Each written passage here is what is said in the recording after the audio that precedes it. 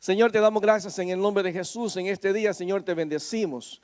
Qué bendición estar en tu casa, Señor, poder alabarte libremente, poder bendecirte. Y Padre, te pedimos que tu Espíritu Santo, Señor, toque nuestra vida.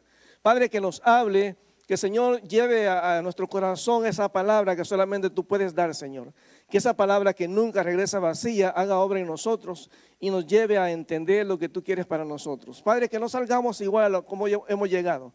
Que podamos, Señor, ser ministrados por ti y que todo, Padre, lo que hagamos o sigamos haciendo en este momento, en el culto, sea para glorificar tu nombre. Que entendamos que es palabra tuya, Señor. Y Padre, la recibimos, Padre, como eso, como palabra tuya. Te damos gracias, mi Dios, en el nombre de Jesús. Amén. Pueden sentarse, vaya conmigo por favor a Segundo de Reyes, capítulo 14.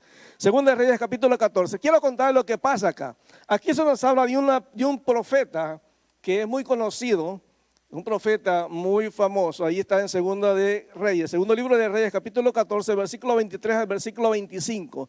Y este profeta es un profeta que tenía un ministerio tremendo. En el tiempo donde este profeta estaba ministrando, era un tiempo difícil, era un tiempo donde había mucha idolatría, un tiempo donde había mucha rebeldía en contra de Dios.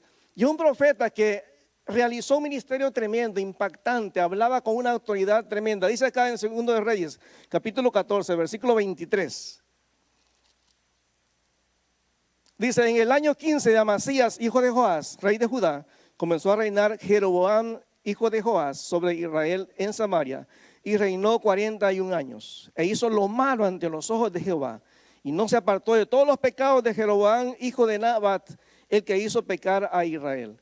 Él restauró los límites de Israel desde la entrada de Amat hasta el mar de Araba, conforme a la palabra de Jehová, Dios de Israel, la cual había hablado por su siervo Jonás, hijo de Amitai, profeta que fue de Gad Efer.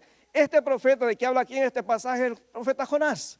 Y es tremendo porque este profeta, cuando uno lo ve realmente como relata el texto acá, Jonás era el tipo de personas que Dios le hablaba constantemente, hablaba la palabra de Dios. Me imagino que iba a la sinagoga todos los sábados, le daba al pueblo el mensaje de Dios, y el pueblo tenía un respeto tremendo por Jonás, y el pueblo admiraba a Jonás. Y Jonás tenía un ministerio próspero, iba al templo, iba a la sinagoga, caminaba por la calle dando el mensaje dado por Dios. Pero un día todo cambió. Un día Jonás se levanta y dice: Dios, levántate, porque quiero que vayas a Nínive a pregonar, a anunciar el mensaje de salvación para este pueblo. Y toda la vida de Jonás se trastornó en ese momento. Toda la vida de Jonás, toda esa comodidad que tenía, toda la vida normal que Jonás tenía en el día a día se trastornó, porque de pronto Dios lo quería sacar de su zona de comodidad. ¿Cuántas veces nosotros como cristianos nos pasa exactamente lo mismo? Vivimos la vida normal. Usted va al trabajo, luego se va a la iglesia, luego regresa a la casa, luego va al trabajo, a la iglesia, al trabajo, a la iglesia, al trabajo y a la casa. Es un círculo normal de todo el tiempo. Y de pronto un día usted viene al culto y Dios le empieza a hablar a usted. Le dice: mira, yo quiero que hagas algo diferente a lo que has estado haciendo todo este tiempo. Ya no solamente quiero que vengas a la iglesia a sentarte, a escuchar la alabanza, a escuchar la palabra. Ya no solamente quiero que vengas y me sirvas. Ya no solamente quiero que pases a frente y me des la ofrenda. Ya no quiero que hagas exactamente lo mismo de todo el tiempo. Quiero que hagas algo normal, algo diferente a lo normal. En el caso de Jonás, Dios lo manda a predicar la palabra. Vaya conmigo a Jonás capítulo 1. Jonás capítulo 1. Y en Jonás capítulo 1 Dios le rompe la rutina a Jonás. Y entonces Dios confronta a Jonás con que tiene que ir a un lugar. El versículo 1 dice: vino palabra de Jehová a Jonás, hijo de Amitai, diciendo: levántate y ve a Nínive, aquella gran ciudad, y pregona contra ella, porque ha subido su maldad delante de mí. Para que tengamos un contexto histórico, Nínive es la capital de Asiria. Y hay por lo menos 2 libros que hablan sobre Nínive. Está Jonás y está también el libro de Nahum. Nahum es un libro chiquitito, solamente tiene un capítulo. Ahora, Jonás no habla de la gracia de Dios, pero Nínive no habla del juicio de Dios. Porque en Nínive, en el caso de Nahum, Dios habla de cómo Dios destruyó a Nínive después de que dejaron de vivir en arrepentimiento delante de Dios. Entonces Dios levanta a Jonás, le habla a Jonás un día y le dice: mira, yo quiero que dejes de hacer lo normal que haces todos los días. Ya no quiero que profetices ese mensaje que le das dando al pueblo de Israel, sino que quiero que vayas y le hables a un pueblo que es rebelde, un pueblo que es malo. Los asirios eran tan malos que dicen que ellos tenían la costumbre de abrir a las mujeres embarazadas. Le sacaban al bebé, le metían un gato vivo, todavía dormido, no sé qué le ponían, pero lo dormían. Le metían el gato dormido, pero vivo todavía, lo metían en el estómago y la cocían. Cuando ese gato se despertaba, usted imagina el dolor que sentía esa mujer, aparte de la herida, porque no había anestesia. Esa era la maldad. O sea, era un pueblo tan, pero tan malo, que cuando Dios rompe esa comodidad de Jonás y le dice, oye, yo quiero que vayas y le anuncias a ese pueblo que la maldad que ellos hacen ha subido a mi presencia. Ve y dile que va a haber juicio, hay un llamado a arrepentimiento que Jonás tiene que llevar. Y toda la comodidad normal de Jonás, siendo un hombre recto, un hombre que predicaba la palabra, posiblemente Jonás era un hombre muy respetado en la ciudad. Imagina cuando la gente veía a Jonás pasar por la calle y decía, wow, mira ahí viene el profeta Jonás. Mira, un hombre de Dios, un hombre obediente, un hombre que siempre habla lo que Dios le dice. Pero un día Dios le rompe toda la comodidad. Y posiblemente hoy, en este día, Dios le rompa a usted y a mí también la comodidad. Porque puede ser que a lo largo de estos días Dios les haya estado hablando a cada uno de nosotros y posiblemente la comodidad que Dios le quiera romper a usted es hacer algo que a lo mejor nosotros no queremos hacer. Cuando Jonás escucha el mensaje de Dios, la reacción de él fue huir. Ahora, si Dios quisiera romper la comodidad de nosotros, la normalidad, nos diría algo así. Yo quiero que te levantes de donde estás ahorita y vayas donde fulano de tal y le pidas perdón. Yo quiero que vayas donde fulano de tal y le digas, ¿sabes qué? Me equivoqué, perdóname. Yo quiero que vayas delante de tu esposa y le digas, mi amor, perdóname, me equivoqué, te hablé mal. Yo quiero que te levantes de tu lugar y vayas y le digas a las personas, ¿sabes qué? Me equivoqué. Lo que estaba haciendo era incorrecto. Posiblemente un día te levantas normal y Dios te dice, ¿sabes qué? Yo quiero que rompas esa relación tóxica que tienes con esa persona. Puede ser que Dios un día se levante y te diga, ¿sabes qué? Yo quiero que cambies esa actitud, esa vida de pecado que llevas. A veces Dios nos habla de una y otra vez y nos saca de nuestra comodidad, porque Dios sabe que se vuelve tan rutinario en nuestra vida cristiana. Estamos tan acostumbrados a venir al templo. Ya hay personas que tienen un asiento reservado en la iglesia. No le ponen nombre al asiento, pero cada asiento tiene la forma de esa persona. Y cuando uno se para aquí al frente, uno sabe quién no vino, porque uno sabe dónde se sienta. ¿Esa silla huele a esa persona? ¿Tiene la forma de esa persona? Y Dios empieza a romper lo que son las comodidades. Imagínense cuando Dios nos dice, ve y pídele perdón a esa persona que te hirió. Ve y llama después del culto a esa persona que te traicionó, que rompió tu matrimonio. Llama a esa persona y dice que te perdone. Arregla las cosas con esa persona. Vaya conmigo, por favor, al Evangelio de Mateo. Mateo capítulo 5, versículo 14, versículo 15. Mateo capítulo 5, versículo 14 y versículo 15. Otra vez, a cada uno de nosotros Dios nos va a dar un llamado diferente. Puede ser que alguno Dios le esté diciendo, oye, quiero que arregles esas cosas. No quiero que sigas sufriendo. Si tú sigues viviendo en esa rutina de la iglesia, el trabajo, la casa, la iglesia, el trabajo y la casa, y nunca arreglas esta situación, nunca vas a avanzar. Tienes que cambiar, tienes que pedir perdón o perdonar. Mateo capítulo 5, versículo 14 y versículo 15. Dice, porque si perdonáis a los hombres sus ofensas, os perdonará también vosotros, vuestro Padre Celestial. Mas si no perdonan a los hombres sus ofensas, tampoco vuestro Padre os perdonará vuestras ofensas. Esa rutina, iglesia, trabajo y casa, Dios la rompe cuando Dios nos dice, ¿sabes qué? Tienes que perdonar, tienes que cambiar. No puedes seguir. Hermano, yo he visto a iglesias que nunca avanzan, nunca salen adelante, porque siguen viviendo con el rencor de algo que el pastor que estuvo en un momento determinado hizo. A lo mejor el pastor cayó en adulterio en un momento determinado y siguen después de 20, 30 años todavía juzgando a esa persona y viviendo en amargura por lo que pasó con esa persona. Dice, ya basta. Mientras sigas en ese círculo vicioso de tu vida natural como creyente, Tienes que cambiar, tienes que levantar así hasta aquí, no más. Voy a pedir perdón o voy a perdonar. Porque mientras no hagamos ese cambio en nuestra vida, las cosas no van a cambiar. Hermano, para Jonás fue un cambio fuerte, porque Jonás sabía lo que venía en el futuro. Cuando Jonás está predicando, más o menos como entre años 790, 760, más o menos, 760, Jonás sabía lo que venía en el futuro. Jonás sabía que ese pueblo no se merecía el perdón de Dios. ¿Por qué? Porque Jonás sabía como profeta que algunos años después, Asiria iba a destruir a toda la parte donde Jonás vivía. Asiria iba a venir y iban a destruir, iban a ser crueles con esa nación, con la nación, la parte norte de Israel. Iban a matar mujeres, iban a matar niños, iban a destruir al pueblo judío de la parte norte. Jonás sabía como profeta lo que iba a pasar en el futuro. Él sabía que esa gente tan sangrienta no se merecía el perdón de Dios. Y cuando Dios te llama a perdonar a alguien, Dios no está diciendo, mira, ve a perdonarlo, perdónalo porque esas personas merecen perdón. No, simplemente es porque Dios nos ordena que si nosotros no perdonamos, tampoco Dios nos va a perdonar. Entonces Dios nos mueve la comodidad que tenemos, porque a veces nos acomodamos, hermano. Para nosotros es normal venir a la iglesia a sentarnos y decir, bueno, a ver qué me dice Dios ahora. A ver qué música cantan. A ver qué pasa, a ver si está bueno el culto ahora, a ver cómo vino fulana vestido. Y un momento en que Dios rompe esa normalidad y dice, sabes que yo quiero que te levantes y cambies esa actitud. Pero cada vez que te sientas acá a adorarme, tú estás hablando de que me amas a mí y que recibes mi perdón, mi amor. Pero hay un rencor en tu corazón que tienes que cambiar.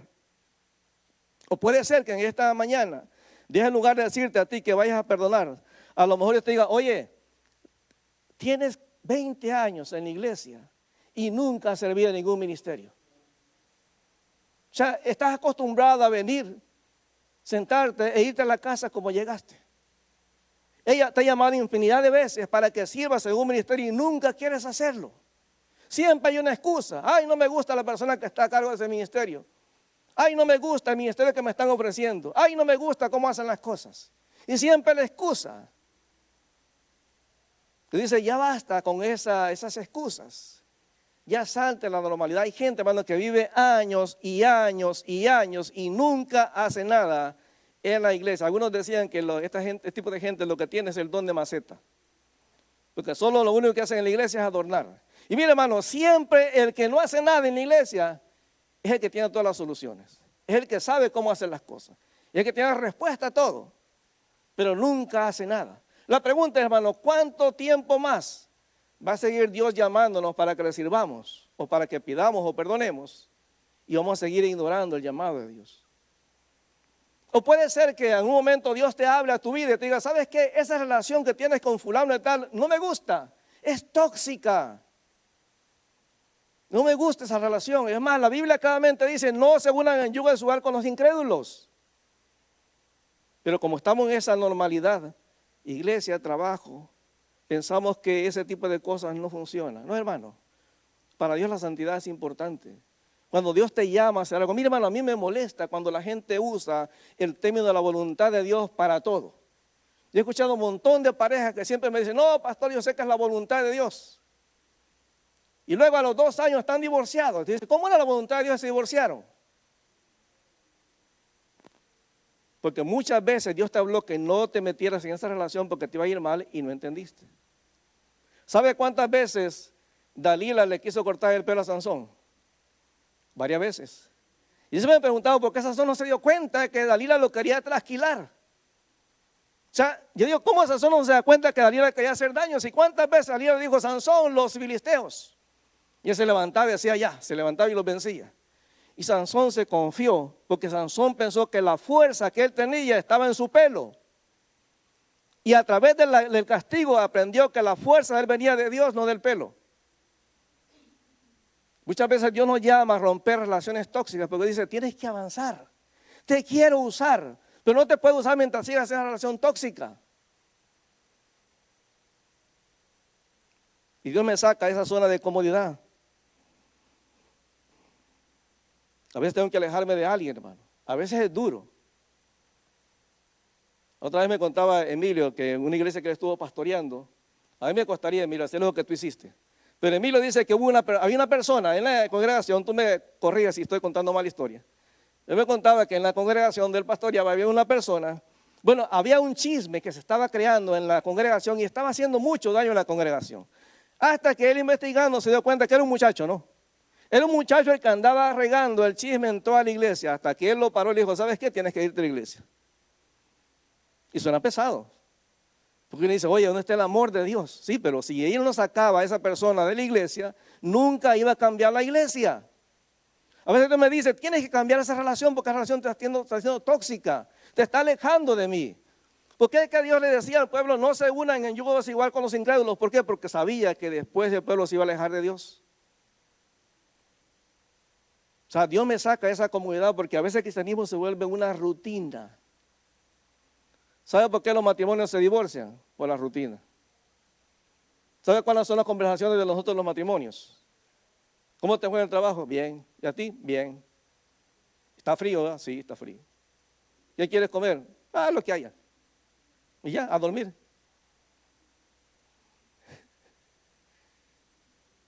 ¿O estoy mintiendo, hermanos? No hay testimonio hoy, ¿ve? La rutina. Entonces mi relación con Dios se vuelve la rutina igual. Jonás vivía su vida normal, profetizando. Wow, el profeta, hermano. Y no, cuando Jonás llegaba el sábado a la sinagoga, la gente, wow, ahí viene el profeta de Dios. ¿Qué mensaje traerá de Dios? Y ese día Dios le dice, Jonás, levántate, tienes que irte de acá y hablar, ir a Nínive. Esa gente que no se merece mi perdón, mi gracia, tienes que ir y hablarles del perdón de Dios. Y Jonás empieza entonces a tomar decisiones que lo van a meter en problemas. Porque ¿cuál fue la reacción de Jonás cuando Dios le dice eso? Simplemente se fue a huir. Dice el versículo 3, Jonás capítulo 1, versículo 3. Y Jonás se levantó para huir de la presencia de Jehová. Hermano, Jonás ni oró a Dios. Jonás fue rápido para hacer lo que él pensó que era correcto. Pero cuando Dios me dice que haga algo para él, mire hermanos, bastan las excusas. Ay, Señor, no te sirvo porque a mí no me gusta el pastor que está en la iglesia. Cuando él se vaya voy a servir. Mi hermano, hay gente aquí y cuando yo llegué a esta iglesia no servían. Pero el problema es que cuando estaba el pastor anterior tampoco servían. Y el anterior tampoco servían. Entonces no trata el pastor.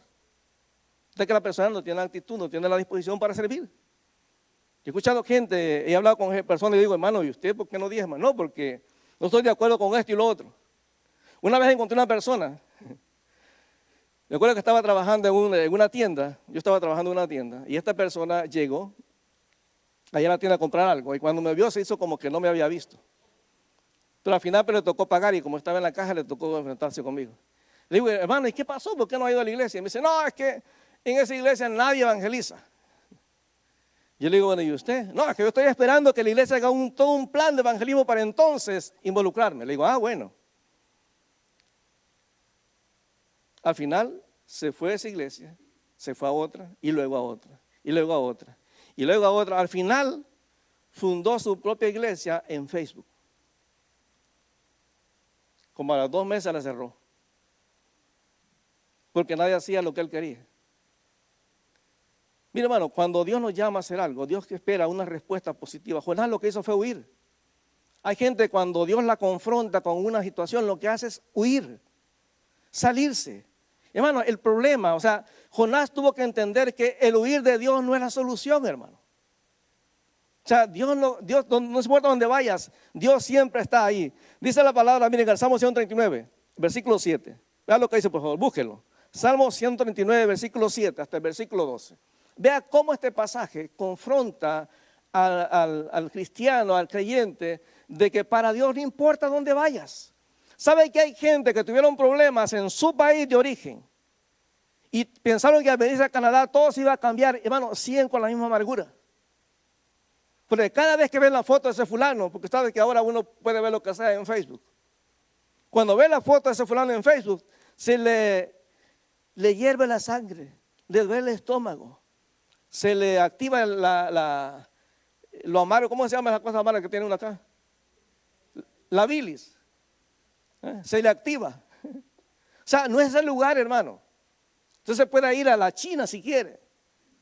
Y si el problema está adentro, hay que solucionarlo porque si no, no va a cambiar. Jonás va huyendo, pero Jonás, imagino que Jonás nunca había leído este salmo, hermano, porque mira lo que es el Salmo 139, versículo 7 al versículo 12.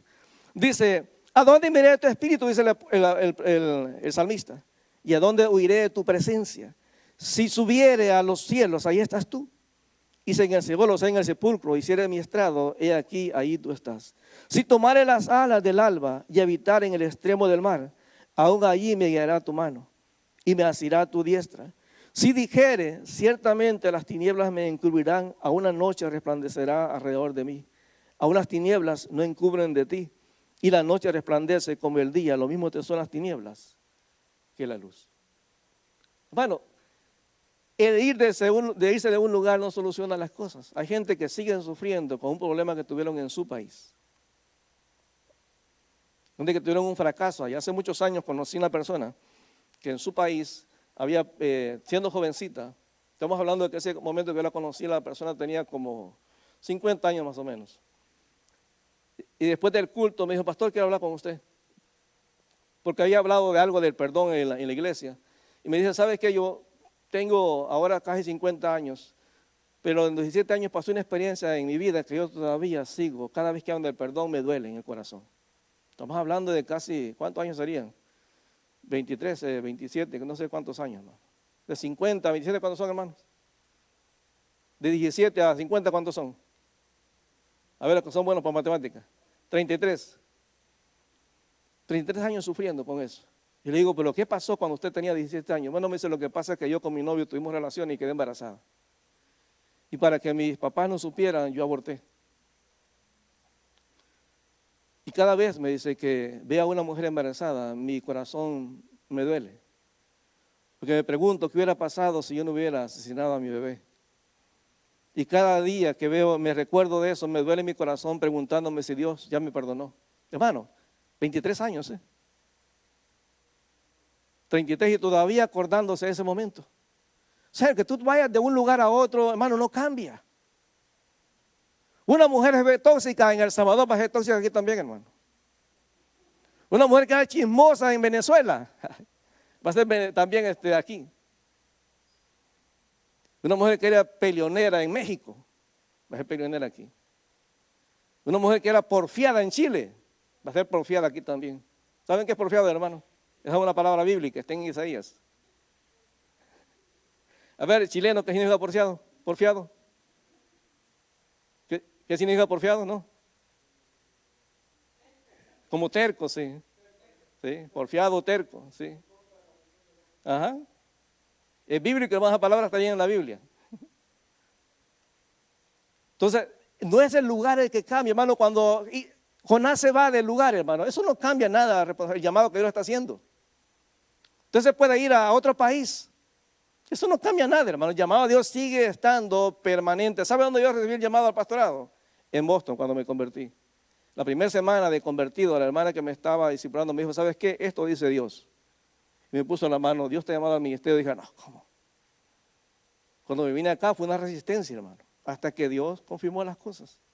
Entonces, cuando Dios te llama, no importa el lugar donde estés.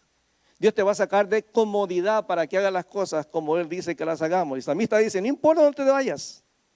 No importa. Ahora, la pregunta es, y ayúdame en esto, ¿por qué Jonás, si conocía a Dios, cuando Dios le hace el llamamiento, sale huyendo? ¿Por qué? Pero si Jonás conocía a Dios, hermano. ¿Verdad que usted y yo sabemos, Jehová es mi pastor y nada me faltará? Entonces, ¿por qué dudamos cuando le damos el diezmo a Dios? Ay, Señor, no te doy porque fíjate que no sé si va a gustar. Bueno, no es eso palabra de Dios, pues. Dice Pablo, todo lo puedo en Cristo que me fortalece. He sabido, dice Pablo, he aprendido a estar bien en la escasez y en la abundancia. O sea, una cosa es conocer a Dios de palabra y una cosa es conocerlo de hecho. Jonás, en el momento que escuchó el mensaje de Dios, el llamado a Dios, salió huyendo. Se agarró su dinero, agarró sus cosas y se fue. No sabemos si Jonás era casado, pero si era casado hasta la mujer dejó. Y se fue huyendo de Dios, hermano. Digo, Jonás nunca había leído este salmo, que no se podía a ningún lado. sea, hay gente que Dios le está llamando y llamando y llamando a hacer algo para Él. Y lo que hacemos es salir huyendo. Hay gente que se va al mundo, hermano. Gente que se va al mundo. La gente que se aleja de las cosas de Dios. Porque piensa que no vale la pena servir a Dios. Jonás se va huyendo. Una de las razones por las cuales pienso yo que Jonás se fue, porque era terco. Terco de corazón. Una de las cosas que Dios reclama una y otra vez al pueblo son duros de servicio. Son duros de corazón. Dios les hablaba claramente, el pueblo hacía las cosas diferentes a lo que Dios decía. El número dice que Dios confronta al pueblo y le dice, 11 veces han murmurado contra mí. 11 veces. Y habían visto que había abierto el Mar Rojo. Ya habían visto que había abierto el río Jordán. Ya habían visto las plagas. Ya habían visto los milagros de las codornices. Ya habían visto el milagro del maná. Y todavía seguían murmurando con Dios. Tercos. Dice Pablo en Corintios. A los corintios dice que eran niños. Porque entre ellos habían celos, contiendas. Hermano, la iglesia no es de nadie acá. La iglesia es de Cristo. La iglesia no es suya. Yo escuché a alguien que decir en una iglesia, no era de acá, era de otra iglesia. Digo, si yo me voy de la iglesia, quiero que me regresen todos mis diezmos. Hay que llevar la cuenta, hermano. Porque, hermano, a veces pensamos, o sea, la gente discutiendo por el templo. Qué bueno que nosotros no tenemos templo, hermano. Es un pleito por quién se va a llegar el templo, a quién se le va a quedar. Entonces Jonás llegó a pensar que el huir de Dios iba a arreglar las cosas. No, hermano. Te puedes ir a donde sea y Dios va a estar ahí. Y si te vas a otra iglesia allá en la China, allá te va a llamar Dios en chino. Yo le contaba uno de estos viernes que estábamos viendo un testimonio de una hermana iraní. Ella se convirtió, parece que una tía les compartió el evangelio en Irán. Ellos no querían porque eran muy devotos al Islam. Y ella cuenta que en un momento determinado pues ella tuvo que viajar a Alemania y su tío allá se había recién convertido. Y ella conoció al Señor. Dice que su vida cambió radicalmente. Cuando ella regresó a Irán, después de estar en Alemania, ella quería compartirle a toda la gente el evangelio. Decía, yo no entiendo por qué los cristianos no hablan de Cristo. Ella llegó al aeropuerto y empieza a evangelizar a todo el mundo ahí en el aeropuerto. Y la hermana le dice, cállate porque te van a arrestar. Dice, no importa, es que no me puedo callar. Ella no sabía ni un versículo de la Biblia. Lo único que decía, Jesús es Dios y te ama. Es todo lo que decía. Cuando llega a la casa empieza a compartirle a papá, a mamá y a su hermana. Dice, 6 meses no se quisieron convertir. Y un día ella estaba en la sala leyendo un libro cualquiera. Cuando su mamá, que era una maestra del Corán, ella había estudiado en la universidad y daba clases del Corán. La mamá está en el cuarto haciendo su oración. Cuando dice la mamá, según cuenta la historia, usted lo puede encontrar en YouTube, está en español. Ella dice que la mamá sale corriendo del cuarto y le dice, oye, ahí está un hombre en el cuarto. Dice un hombre, estaba orando, dice, haciendo mis rezos del Corán, cuando se me apareció un hombre de blanco y me dice, yo soy el camino, la verdad y la vida, cree en mí. Y dice que ella se levanta corriendo y dice, no sé quién es ese hombre. Dice, ya sé quién es. Es que mira, aquí en el Evangelio de Juan dice, yo soy el camino, la verdad y la vida. Pero ¿quién dijo eso? Jesús. Dice, ok, muéstrame cómo creo en ese Jesús. ¿Ya? En ese momento se convierte la mamá, la hermana y luego el papá. 3 meses después llega la policía a arrestarlos. 8 años, por tener una Biblia en casa. Se llevan a la hermana menor. Y cuando ella se la lleva a la policía, dice que la mamá le dice a los policías, no me duele que se la lleven, porque para nosotros es un privilegio entregar nuestra vida por Cristo. ¿Cómo la ve? Bueno, Dios no quiere que huyamos. Dios quiere cuando Él nos llama. ¿Sabes qué? Cuando Dios te llama a hacer algo, cuando Dios nos llama a hacer algo es porque Dios sabe que somos capaces de hacerlo. Es un privilegio. Es un privilegio. Cuando Dios te dice, yo quiero que vayas a tu trabajo y les compartas el evangelio. Tú eres el profeta Jonás en ese lugar. Yo a mi esposa la molesto, pobrecita. Le digo, Jonasa. Porque a mí no me gusta eso de predicar. Eso no es lo mío, y es cierto, no es lo de ella. Pero la han invitado varias veces. Y una vez todavía estábamos al otro lado. Y había un culto acá como dentro de, ese día que le dijeron era como 3 semanas de distancia. Aquí antes había una iglesia rusa, pentecostal, se reunían los sábados.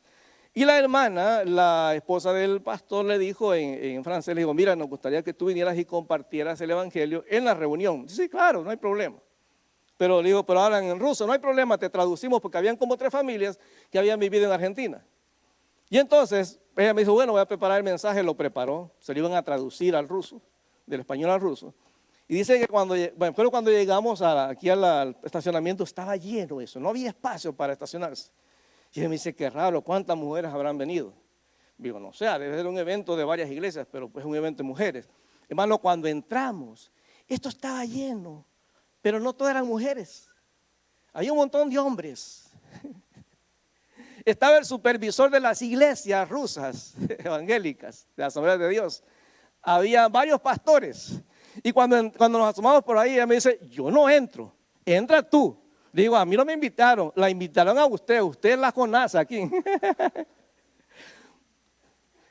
Y le digo, pues ni modo, te toca. Me dice, nunca había sufrido tanto. Sentía que las piernas me temblaban, pero pasó. Le dice, no, mejor allá abajo. Pasó y dio el mensaje. Ella había preparado un mensaje largo, hermano. Se echó 20 minutos, pero corriendo. Póngale 10 porque la traducción eran otros 10. Entonces yo la molesto, le digo, ¿te das cuenta cómo Dios cuando te quiere usar rompe toda barrera? ¿Quién te iba a decir a ti que vas a predicar una iglesia rusa? Y cuando terminó toda la actividad, el superintendente de las iglesias viendo le dijo, hermana, gracias por la palabra, necesitamos esa palabra. Digo, ¿te das cuenta? Jonasa. Ahora la han invitado a otra iglesia, me dice, ay, ¿voy o no voy? Le digo, a mí no me pregunte. Váyase allá al cuarto y ore, hay que le diga el patrón si va o no. Hermano, Dios nos llama porque sabe que puedes hacerlo. Cuando Dios te dice, quiero que vayas a evangelizar, Dios sabe que puedes hacerlo. Cuando Dios te dice, quiero que me sirva, es porque Dios sabe que puedes hacerlo. Cuando dice, yo quiero que me des la ofrenda o el diezmo, Dios sabe que puedes hacerlo. Cuando dice, yo quiero que perdones o pidas perdón, es porque Dios sabe que podemos hacerlo. Y más le lanzo una invitación. Ya he puesto en mi corazón y hablábamos el otro día con Emilio, que Dios quiere que empecemos a preparar gente para quién se va a quedar después cuando nosotros salgamos de acá. Preparar un grupo para irlo formando. ¿Quién dice, a lo mejor yo estoy pensando para alguien que se quede aquí y a lo mejor es alguien que Dios quiere usar en otro lugar? Pero queremos formar un grupo de hombres y mujeres que empiecen a predicar en la iglesia. Gente que quiere, hermano, que esté dispuesta. Hay mucha necesidad de pastores, hermano. Pero tan doloroso ver la cantidad de iglesias que están sin pastor. Porque la gente no quiere, la gente está abandonando. El porcentaje de pastores que surgen es menor con la cantidad de pastores que abandonan o que están muriendo por la edad. Uno de los pastores, ya pastores de 70, 90 años, no hay jóvenes. Entonces Dios quiere que atendamos su llamado. La terquedad, hermano. Muchas veces decidimos hacer algo a pesar de saber que nos va a ir mal. Dicen, no lo hagas, no sigas con esa relación, te va a ir mal. Pero digo, todas las relaciones que yo he aconsejado de pareja, todas me dicen, es la voluntad de Dios. Había una pareja que yo aconsejé en un momento determinado de mi vida pastoral, una pareja que vino a la iglesia y me dice, mira pastor, nos queremos casar, nosotros nos amamos. Primera pregunta, le digo a ella, ¿cómo te llevas con la suegra? Mal, ya es una señal roja, hermano. Hay un problema, y si la mamá no la acepta, hay un problema. Porque eso va a ser un pleito eterno. El pobre hombre va a estar entre la mamá y la esposa. Y le digo, bueno, y ustedes ya tenemos esta fecha para casarnos. Ya habían dicho a la gente que se iban a casar. Y resulta, ella me decía, no, yo sé que es la voluntad de Dios, estamos seguros que es la voluntad de Dios. Bueno, está bien, uno no puede discutir con eso. Peor resulta que la siguiente pregunta fue, bueno, ¿y ustedes en qué trabajan? Porque resulta que cuando ustedes se casen tienen que tener un lugar donde vivir, es normal, ¿no? Dice casados, casa de 2. Dice ella, bueno, yo estoy estudiando francés y recibo el bienestar. Soltera, ¿le daban cuánto? ¿Que $300? ¿Cuánto le dan a un soltero en el bienestar social? No es mucho, hermano. Cuando yo fui soltero, yo llegué hace muchos años a Canadá, nos daban 125 al mes. Claro, en el año de allá bien lejos, en el 87, 125 al mes. Teníamos que vivir un montón en un apartamento para poder pagar todo, porque todos vivíamos amontonados, porque todos comíamos lo mismo, una docena de huevos cada uno, con el montón de arroz, porque no había más, no había para más. Y era lo único. Yo le digo, bueno, ok, bienestar, ¿cuánto te dan? No, pues sí, como 350, ok. ¿Y tú qué trabajo tienes? Le digo a él. No, pues yo tengo un part-time, un trabajo de 4 horas. ¿Y cuánto ganas? Pues el mínimo. Ok, ¿tiene gastos? Bueno, tengo un carro que acabo de sacar del año. Y ok, ¿de qué van a vivir? No, pues a lo mejor mi mamá nos quiere ayudar. Yo digo, ¿están seguros? ¿Y qué más? ¿Cómo ustedes se conocieron? Bueno, es que, nos conocimos a través de mi hermano. Ah, ok, el hermano nos presentó. No, es que ella fue novia de mi hermano primero. Digo, ok. Como que él en ese momento reaccionó y me dijo, pastor, ¿qué estoy haciendo? Yo no me caso.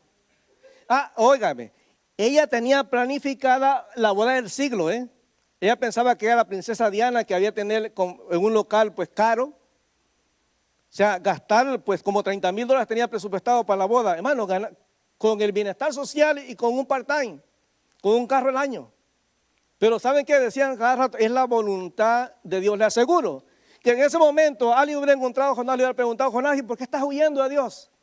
Porque es la voluntad de Dios que me vaya. Hermano, ¿por qué esto no sirve en la iglesia? Porque es la voluntad de Dios que yo no sirva. ¿Por qué no evangeliza? Porque no es la voluntad de Dios que yo evangelice. Yo he escuchado gente así, hermano. Yo he escuchado hermanos que me han dicho, no, hermano, yo sé que estoy convencido que Dios no quiere que yo evangelice. Bueno, la Biblia no me dice eso. La Biblia me dice que todos tenemos que evangelizar. Pero hay gente que está convencida de eso. Entonces, hay terquedad. Decidimos hacer algo aunque sabemos que no es la voluntad de Dios. Decidimos hacer algo a pesar de saber que nos va a hacer daño. Hermano, hay relaciones que hay que cortar. Hay relaciones que tenemos que eliminar en nuestra vida. Hay relaciones que tenemos que apartar porque nos alejan de Dios. Cuando una persona te dice, mire, si usted tiene un amigo que siempre los domingos en la mañana le dicen, oye, te invitamos a comer a la casa, aléjese de esa persona. Ese es el diablo en persona. ¿Por qué el domingo? Y no el sábado. Porque él sabe que el domingo usted va a la iglesia. Y él sabe. Cuando la muchacha le dice, ay, no vayamos a la iglesia, mejor llévame al cine. Deja esa filistea, hermano, apártese. Cuando el hombre empieza a decirle, mi amor, yo soy más importante que todo, aléjese. Aléjese, un manipulador, aléjese.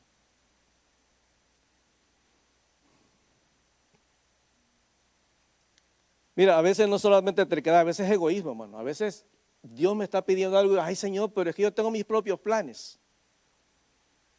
Yo les he contado cuando estábamos en Nueva York, nuestro corazón estábamos muy contentos por la iglesia que Dios nos había mandado. Una iglesia pequeña, una iglesia particular, una iglesia donde la mayoría de hermanos eran dominicanos y el liderazgo tenía la mitad ecuatoriana y la mitad argentina y se detestaban entre ellos. Y cada uno trataba de jalarnos a su lado. Y me acuerdo que empezamos a predicar, sentíamos la pesadez. La iglesia hablaba en lenguas. Y para nosotros era complicado, como no estábamos acostumbrados a eso. Pero me acuerdo que el pleito entre la iglesia era bien evidente. Uno veía, pues, póngale que esta mitad se llevan bien y la otra mitad se llevan bien. Pero entre ellos ni siquiera se volteaban a ver, hermano. A veces yo decía, hermano, párese de su lugar y muévase. Nadie pasaba al otro lado, hermano, nadie. Yo decía, pero eso está raro. Yo decía, hermano, por favor, paz, saluda a los del otro lado. No querían. Aquí todos del mismo bando y allá del mismo bando. Aquí los del Partido Liberal y aquí el Partido Conservador. Los pro Chávez y los contra Chávez. Mire, no se querían. Y un día, yo me recuerdo que hace tiempo yo estaba trabajando, trabajaba pues en construcción y entraba a las 6 de la mañana y salía a las 11 de la noche a trabajar. Y yo siempre le decía, Señor, por favor, ayúdame, porque realmente no tengo tiempo para preparar el sermón. A veces me ponía a leer y me dormía. Decía, dame palabra, por favor. Tú sabes que no es negligencia. A veces en el lunch estaba preparando el sermón para el domingo. Y ese domingo ni me acuerdo de qué prediqué, hermano. Yo me acuerdo que empezamos a orar diciendo, Señor, obra. Hasta que empezamos a escuchar gritos de gente llorando, hermano, pero así, con un lamento fuerte. Y la gente se empezó a parar y a pedirse perdón. Yo cuando vi los ojos, vi la gente de este lado yendo al otro lado a abrazarse. Y hermano, perdóname. Perdóname porque he hablado de ti. Perdóname por las cosas que dije. La gente llorando, hermano. La gente, mire, era tremendo la obra de Dios en ese lugar. ¿Qué es lo que bloqueaba la armonía en la iglesia? El egoísmo. El pensar que lo que yo digo es correcto y lo que el otro dice no. El egoísmo. Yo tengo mis propios intereses. Entonces voy a hacer las cosas según mi propio criterio. Temor. Muchas veces nos alejamos de lo que Dios quiere hacer porque tenemos temor al fracaso, hermano. Todos en un momento vamos a fracasar. Todos. Cuando uno llega a ser pastor, no hay cosa más terrible que cuando uno está predicando y la gente se duerma. Es terrible eso. Uno siente que el mundo se le acaba. Porque uno supuestamente está bien emocionado predicando y hay gente durmiéndose, literalmente. Uno dice, Señor, ¿pero qué pasa? Y eso te desanima. Hasta que Dios te enseña que la obra no la haces tú por tu dialéctica, por tu habilidad para predicar. Es Dios el que toca los corazones de las personas. Me creo que en una iglesia que estábamos predicando, después del culto, íbamos ya en el carro y me dice Anthony siempre ha tenido problemas de déficit de atención y es muy inquieto. Y siempre lo veíamos moviéndose. Por eso cuando veo a los niños moviéndose no me impresiona eso, hermano. Anthony era terrible. Anthony corría en las bancas y uno predicando y él corriendo a la banca. Era terrible. Pero después del culto me dice, papá, ¿quieres que te diga lo que predicaste hoy? Le digo, a ver, y me empieza a decir el sermón completo. Me dice, ¿y qué aprendiste? Le digo, esto, me dice. Y me dio la lección que él había aprendido del mensaje. Ahí entendí, hermano, que a veces uno ve las cosas exteriores, Dios sabe lo que está pasando en el corazón de las personas. Tú sabes ese egoísmo de pensar que el concepto que yo tengo es el correcto y el que tiene Dios. No, hermano, Dios sabe lo que es mejor.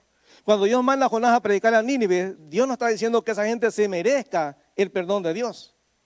Pero Jonás no tiene el derecho de cuestionar la misericordia de Dios. Cuando Dios te dice, ve y perdona a fulano de tal, no, es que Dios está diciendo que esa persona se merece el perdón tuyo.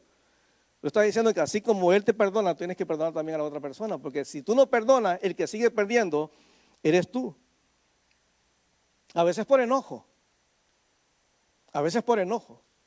Yo me acuerdo que en una iglesia que yo estaba pastoreando, no era esta, era otra. Yo estaba predicando, había una hermana que yo no sé qué le pasaba conmigo. Pero mire, cada culto, ella se sentaba, tenía una silla especial. Como digo, siempre la gente tiene una silla especial. Se sentaba y ella se ponía así. Y decía, no. Y yo predicando, decía, no es así. Y lo decía fuerte, pues. Y cada uno se siente mal. Entonces invito a un hermano que venga a predicar, un amigo, y él está predicando y yo dije, a ver, ¿qué dice? A ver, yo quería probar si era conmigo la cosa. No, cuando empezó el hermano, su posición. No, es mentira. No. Ya, pues no es conmigo la cosa, ya me sentí tranquilo. O sea, mira, hermano, Dios es un Dios maravilloso. Cuando Dios te llama a servirle, es porque Dios dice, es que eres tú el que yo quiero. Tú eres el que tiene que hacerlo. Tú eres el que lo sabe cómo hacer. Si yo te he dado las capacidades, te he dado los dones. Ahora estamos estudiando los viernes, los dones espirituales. Y veíamos este viernes pasado, estoy invitado a los que quieran venir. Decíamos que uno de los problemas que hay dentro de la iglesia es que hay un concepto de inferioridad. Aquel que cree que no puede hacer nada porque no tiene el don que los otros tienen. Que su don no es tan sobrenatural. Y hay los que creen que se sienten de que todo depende de ellos. Que si no están ellos en la iglesia se cae. No, hermano. Ni esto, sentirse menos y sentirse superiores, no les gusta eso a Dios. Pablo dice en Romanos 12:3, nadie tenga más alto concepto de sí mismo que el que deba tener. Cada hermano, sin importar el don, es valioso para Dios. Porque ¿sabe qué? La misma sangre que Dios usó para limpiar a los mexicanos, ¿dónde están los mexicanos? La misma sangre que Dios usó para limpiar a los mexicanos, usó para limpiar a los gringos, aunque no los quieran. A lo mismo. La misma sangre que Dios usó para limpiar a los chilenos, también usó para limpiar a los argentinos, aunque no se quieran. Y la misma sangre que Dios usó para limpiar a los venezolanos, también usó para limpiar a los colombianos, aunque no se quieran. Porque es así, hermano. O sea, la gracia de Dios nadie se la merece, simplemente es la gracia, por eso es gracia. Porque nadie realmente la ha comprado. Entonces a veces estamos enojados con Dios y a veces pensamos que Dios no, ¿por qué se le ocurre a Dios hacer eso? De enviarme a hacer algo que yo no quiero. ¿Por qué no me deja vivir mi vida tranquila?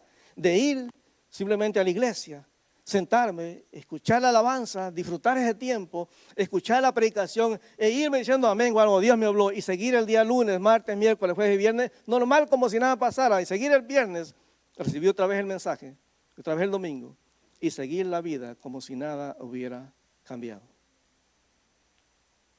Pero cuántas veces Dios nos mueve de la comodidad y dice, yo quiero que hagas algo diferente, quiero que hagas algo diferente. La vida de la humanidad era normal. La gente iba, venía, vivía normal.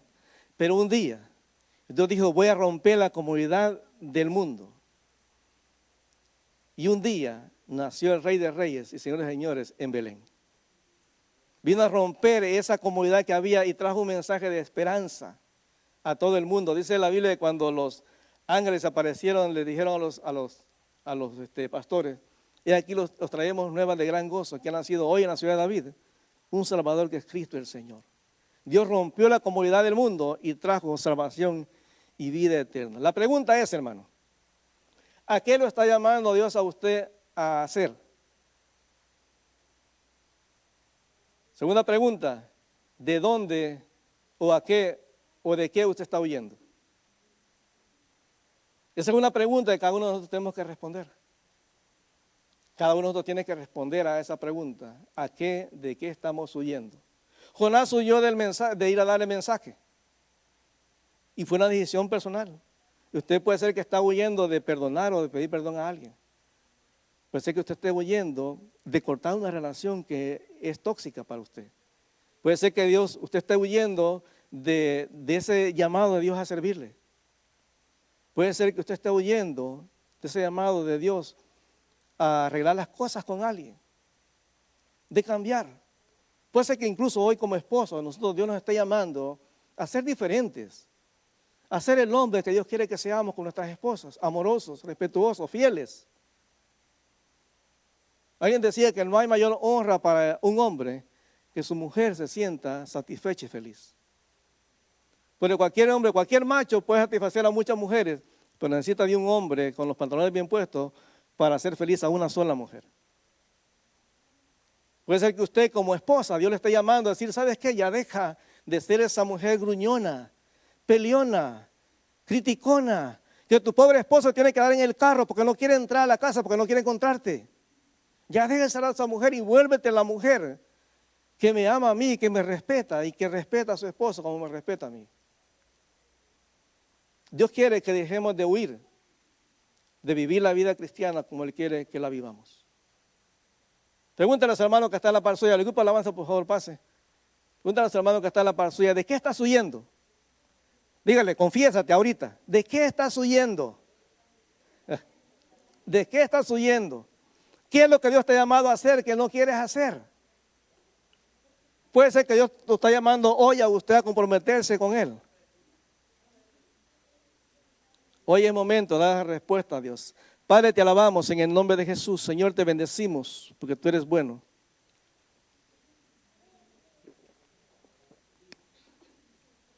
Gracias, Señor, en el nombre de Jesús. Gracias, Señor, porque tú eres el único que hace llamada a nuestra vida, Señor. Jonás, Señor, salió huyendo. Ni siquiera, Señor, oró a ti para que tú le dijeras las razones por las cuales lo estaba llamando. Pero es claro, Señor, que tu misericordia y tu gracia estaba manifestada ahí. Tú querías que un pueblo que no se merecía tu perdón lo recibiera, Señor. Pero Jonás, en lugar de ver tu misericordia, vio su propio prejuicio, Señor. Vio su nacionalismo. Vio, Señor, aquellas cosas que él quería ver. Puede ser que hoy, Señor, usted llamando a alguien aquí a pedir perdón o a perdonar. a romper una situación, una relación con alguien que no le conviene. Pues sé que hay alguien aquí a quien tú estás llamando hace mucho tiempo a servir en un ministerio y se ha hecho de la vista gorda, Señor, y no ha querido servir.